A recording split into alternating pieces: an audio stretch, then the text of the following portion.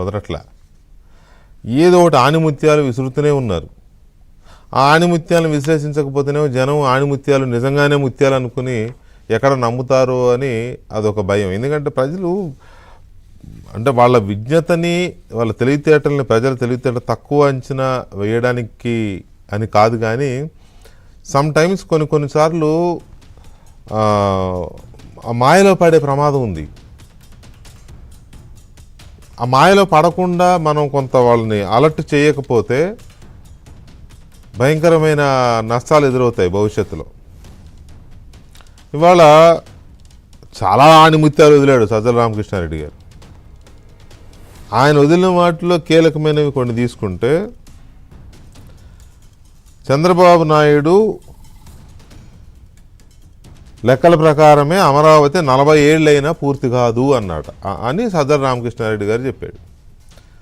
చంద్రబాబు నాయుడు గారు చెప్పాడా 40 ఏళ్ళైనా పూర్తి కాదు అని? ఎక్కడైనా అన్నాడా? సజ్జల రామకృష్ణారెడ్డి గారికి ఏమన్నా విడిగా చెవిలో చెప్పాడా 40 ఏళ్ళైనా పూర్తి కాదు రాజధాని అమరావతి రాజధాని నిర్మాణం అని చెప్పి? అసలు నా బేసిక్ క్వశ్చన్,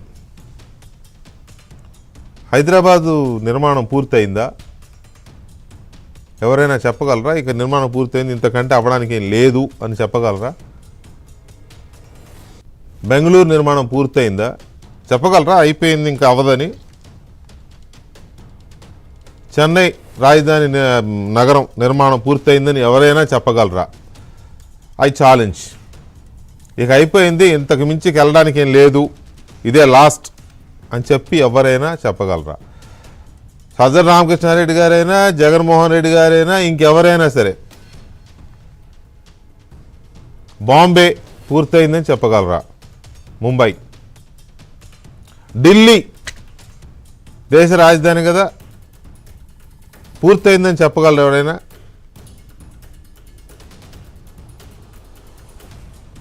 ఏ నగరమైనా, అత్యంత చరిత్ర ఉన్న కలకత్తా నగరం పూర్తయిందని చెప్పగలరా? అవుతుందా ఎక్కడైనా?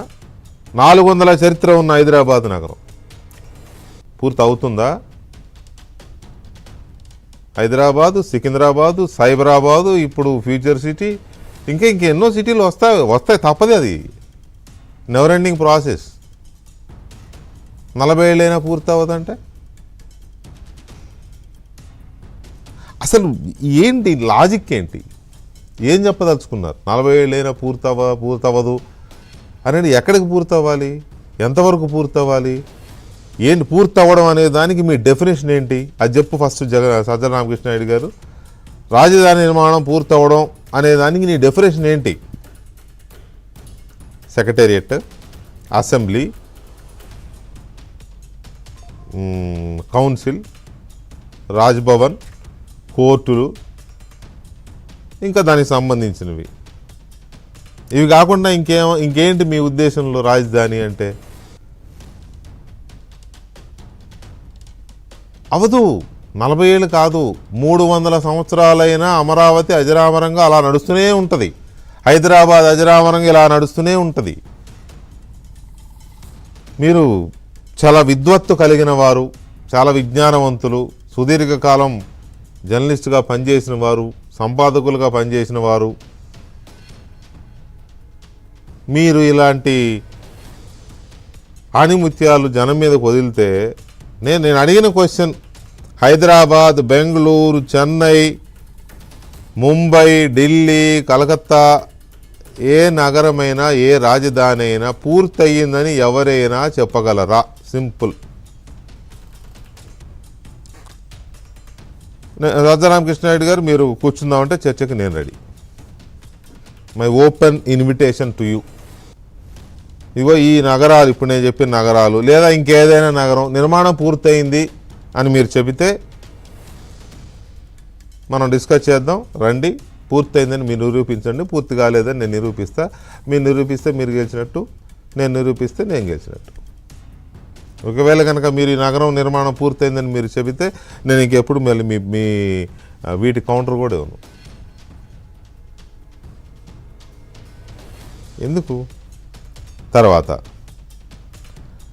రాజధానికి అమరావతి ఆంధ్రప్రదేశ్ రాజధానిగా అమరావతికి చట్టబద్ధత అంటూ చంద్రబాబు నాయుడు ప్రజలకు భ్రమలు కల్పిస్తున్నారంట. ఇంతకు మించి దిగజారరు మీరు అని అనుకున్న ప్రతిసారి మమ్మల్ని మీరు తప్పు అని నిరూపిస్తున్నారు. అంతకంటే దిగజారుతున్నారు. మేము అనుకుంటున్నాం ప్రతిసారి సరే అయిపోయింది ఇంతకంటే దిగజారరేక సజ్జల రామకృష్ణారెడ్డి గారైనా జగన్మోహన్ రెడ్డి గారైనా అని మేము అనుకుంటాం. మేము ఇన్ ద సెన్స్ ప్రజలుగా మేము అనుకుంటాం. మీరు ప్రతిసారి మమ్మల్ని తప్పని అని నిరూపిస్తున్నారు. నిరూపించి మీరు దిగజారి చూపిస్తున్నారు. చట్టబద్ధత భ్రమలు కల్పించడం ఏంటి అంటే పార్లమెంటులో చేసిన చట్టం మీకు భ్రమలా కనిపిస్తోందా? రాష్ట్రపతి గారు గెజెట్ ఉత్తర్వులు మీకు భ్రమలా కనిపిస్తున్నాయా? ఇందాక నేను అన్నాను పొరపాటున నోరు జారి మీకు విద్వత్తు ఉంది, విజ్ఞానం ఉంది, జ్ఞానం ఉంది, సంపాదకులకు పనిచేశారని. అసలు అవన్నీ ఎలా చేశారు నాకు ఇప్పుడు డౌట్ వస్తుంది. అమరావతికి చట్టబద్ధత అంటూ భ్రమలు కల్పించడం ఏంటండి? నాకు అది జీర్ణించుకోలేకపోతున్నా నేను. చట్టబద్ధత లేదా అమరావతికి ఇప్పుడు?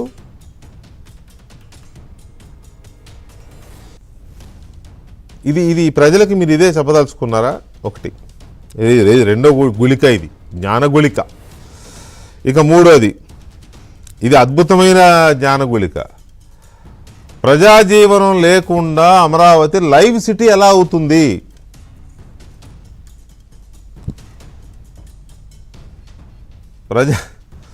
ప్రజాజీవనం లేకుండా రాజధాని అమరావతి లైవ్ సిటీ ఎలా అవుతుంది అంట. అంటే ఇప్పుడు రాజధాని ప్రాంతంలో జనం లేరా? మనుషులు లేరా? మీరేంటో మరి, మీరు అక్కడేగా ఉన్నారు. చంద్రబాబు నాయుడు గారు అక్కడే ఉన్నారుగా, మంత్రులు అక్కడే ఉంటున్నారుగా, చాలామంది ప్రజలు ఉన్నారుగా, 29 గ్రామాల ప్రజలు ఉన్నారుగా, జనం వస్తున్నారుగా. మీ కళ్ళకి గంతలు కట్టుకున్నారా? 30,000 మంది కార్మికులు రైనక పగలనక పనిచేస్తున్నారు. 30,000 మంది కార్మికులు రేయనక పగలనక చేస్తున్నారు.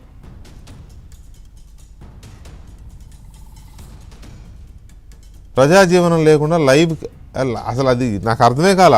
లైవ్ సిటీ ఎలా అవుతుందంటే నాకు అర్థమే కాల. సిటీ అంటేనే నగరం కదా, నగరం అంటేనే జనం ఉండడం కదా. అంటే డెడ్ సిటీలు లైవ్ సిటీలు కూడా ఉంటాయా? అంటే ఏదో ఒకటి మాట్లాడాలని మాట్లాడుతున్నారా, లేకపోతే నిజంగానే ఏమన్నా అందులో లాజిక్స్ ఉండి మాట్లాడుతున్నారా? ఎదురుగా వినేవాళ్ళు ఉన్నారు కదా, మీరు ఏం చెప్పినా వినాలి కాబట్టి వింటారు అని అనుకుని మాట్లాడుతున్నారా? జనజీవనం లేకపోవడం ఏంటి అమరావతిలో, రాజధానిలో? జనజీవనం లేకుండానే ప్రధానమంత్రి వచ్చారు, గవర్నర్ వచ్చారు, సుప్రీంకోర్టు చీఫ్ జస్టిస్లు వచ్చారు. అక్కడ ఒక ముఖ్యమంత్రి పనిచేస్తున్నాడు, అక్కడ ఒక స్పీకర్ పనిచేస్తున్నాడు, అక్కడ ఒక చైర్మన్ పనిచేస్తున్నాడు, మొత్తం క్యాబినెట్ పనిచేస్తోంది. ఎమ్మెల్యేలు వెళ్తున్నారు, మంత్రులు వెళ్తున్నారు, ఎంపీలు వెళ్తున్నారు, పెద్ద పెద్ద కంపెనీలు వస్తున్నాయి, భారీ నిర్మాణాలు సాగుతున్నాయి. వేలాది మంది, లక్షలాది మంది రైతులు అక్కడ పనిచేసుకుంటున్నారు, బతుకుతున్నారు, రకరకాల పనులు చేసుకుంటున్నారు, రకరకాల వృత్తులు ఉన్నాయి. అక్కడ ఒక సామ్రాజ్యం ఉండేది, 1000 ఏళ్ల చరిత్ర ఉంది దానికి, శాతవాహన సామ్రాజ్యం. గౌతమిపుత్ర శాతకర్ణి తెలుసా? విన్నారు ఎక్కడైనా? అది నాకు అర్థమే కాలేదు. ప్రజాజీవనం లేకుండా లైవ్ సిటీ ఎలా అవుతుంది? ఇట్లాంటి చాలా ఉన్నాయండి. అన్నీ నేనే చెప్తే ఇంకా చర్చలో చాలా మాట్లాడాలి మనం. అయితే వీటన్నిటికంటే హైలైట్ ఇవాళ వాళ్ళ అన్నకి చెల్లెలు ఇచ్చిన షాక్, మరొక షాట్ అనుకోవాలేమో. అమరావతికి బదులుగా మావిగన్ అంటున్నాడు కదా జగన్మోహన్ రెడ్డి గారు, పులివెందులకు బదులుగా అవి గొడ్డలి అని పేరు పెట్టండి అని చెప్పింది ఆమె. ఎంత ఎగతాళి, ఎంత ఎద్దేవా, ఎంత ట్రోల్ అవుతున్నారంటే జగన్మోహన్ రెడ్డి గారు, అది తెలిసి కూడా మీరు ఇంకా ఇంకా ఇంకా అజ్ఞానాన్ని నిలబెట్టుకోవడం కోసమో, లేకపోతే ఏదో రకంగా మావాడు చెప్పింది కరెక్ట్ అని మీ వాళ్ళతో అనిపించుకోవడం కోసమో, మీ వాళ్ళ ముందు కనీసం మీ పార్టీ కార్యకర్తల ముందన చులకన కాకుండా ఉండడం కోసమో, లేకపోతే ఏదో రకంగా మేము అమరావతికి వ్యతిరేకం అనే స్టాండ్ నుంచి బయటికి రాకుండా ఉండడం కోసం ఆ పంతం నెగ్గించుకోవడం కోసమో, తెలుసు మీకు మీరు వ్యతిరేకం అయినా అక్కడ ఆగేదేం లేదు, ఏం లేదు, కానీ అయినా కూడా మాట అయితే ఉండాలి కదా అని చెప్పుకోవడం కోసమో ఈ పిచ్చి కథలన్నీ. ఎందుకు ఈ పిచ్చి కథలు పడడం కంటే కొన్నాళ్ళు సైలెంట్గా ఉంటే అది అయిపోతుంది, వెళ్ళిపోతుంది కదా. నిన్న రాఘవులు గారు చెప్పాడు, ఇప్పటికైనా సిగ్గు తెచ్చుకుని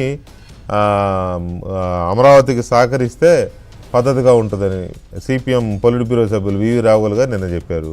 ఇప్పుడు మీ చెల్లి వాళ్ళు కూడా చెప్పింది. లేదా అమరావతి పేరు మావిగాని పెడతానంటావా, పులివెందుల పేరు కూడా మార్చమంచి కూడా చెప్పింది ఆమె. ఎందుకు ఇంత పలసన అవ్వడం, ఇంత జ్ఞానగుళికలు, ఇంత ఇవి వదలడం ఎందుకు జనం మీదకి? ఇంకా చాలా మాట్లాడారు సర్దార్ రామకృష్ణారెడ్డి గారు. కాబట్టి వీటన్నింటినీ